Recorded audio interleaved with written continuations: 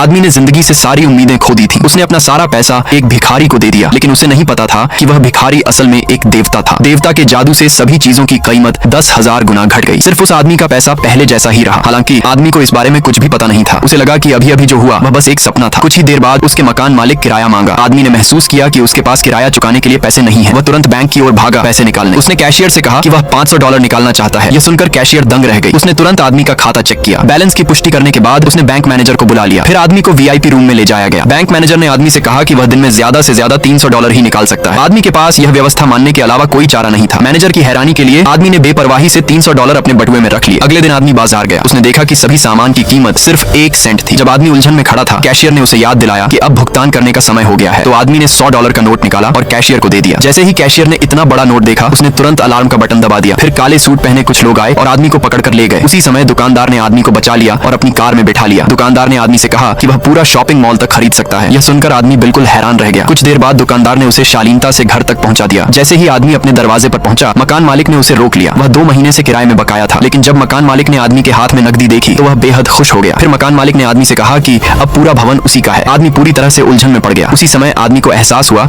कि वह सच में अमीर बन चुका है। उसने चुपचाप अपने फोन पर बैलेंस देखा। उसका दिल खुशी से भर गया। नेक्स्ट पार्ट के लिए सब्सक्राइब करें।